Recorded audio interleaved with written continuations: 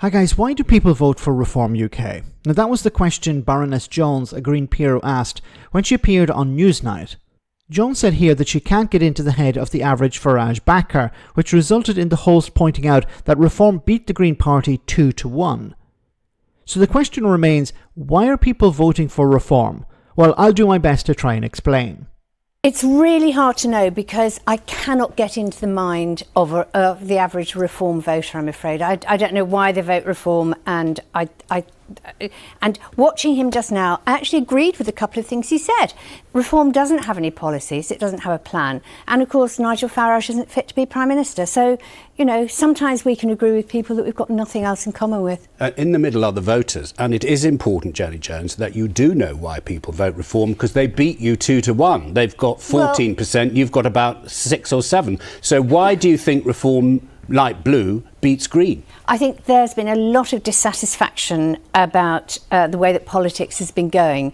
And I mean, to be honest, for me, the Labour government moving to try to take all these Reform voters away from the Tories means there's space for the Greens. OK, that's an answer to a different question. Yeah, I was. Do you confess? I'm sorry. Well, don't. OK, look, she pointed to dissatisfaction, and that's true. Now, she also said that she can't get into the head of the average Reform voter. There isn't an average Reform voter. That's the thing. There isn't a standard we can say, okay, this is a Reform voter and this is what they want. Because Farage is very good at selling different things to different people. Now, the reason why Reform are doing so well is for a number of reasons. They're a protest party. They have simple solutions to complex problems. When it comes to immigration, they'll say, well, we'll bring it down to 0. They've said, we're going to have net zero migration. They talked about stopping the boats. We'll just turn them back. If you ask them a bit more on that, the whole thing falls apart. But they rely on a media that is not challenging them. Now, there's dissatisfaction with both Labour and the Tories. The Tories in power for 14 years, banging on about immigration when immigration numbers went up. Labour talking about we're going to change things, and then people view them as more of the same. So, who are you going to vote for? Well, in a normal democracy, you would vote for a left-wing party, or you would vote for another right-wing party if you're not happy with the Tories or Labour. But the problem, once again, is the media. Farage is doing so well because of name recognition, thanks to the media giving him a massive platform and not challenging him when he's on that platform. I've said before, and I keep saying this, whenever Farage was on TV over the last 10 years, he would use that to sell his snake oil. And he's really good at doing it.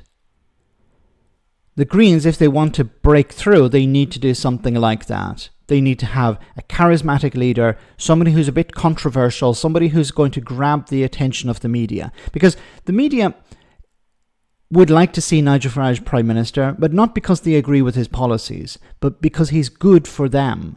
He serves a purpose. He drives traffic to their websites. He's good for clicks and likes.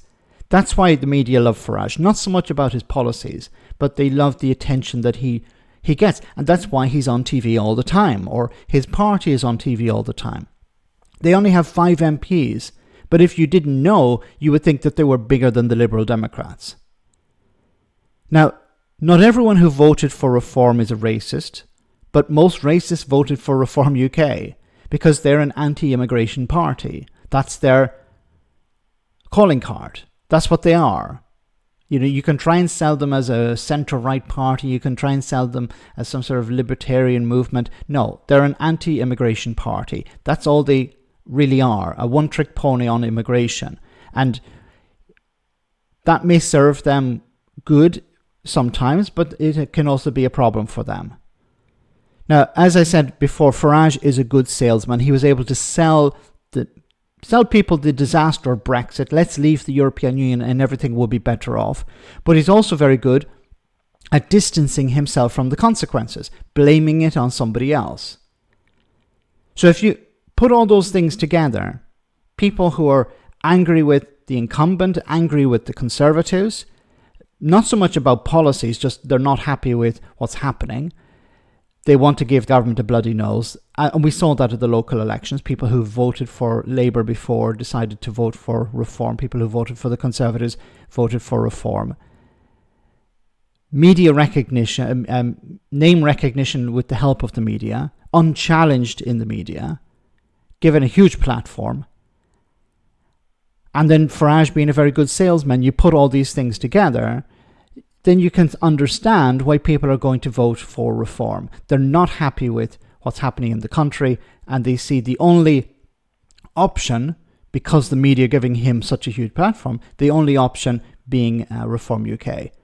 Now, imagine a situation where the media gave the Green Party, or even the Liberal Democrats, the same level of attention as Nigel Farage and Reform are. Well, then I think you would see a very different situation. Let me know in the comment section, guys, what you think. As always, your comments are greatly appreciated. Thanks a lot.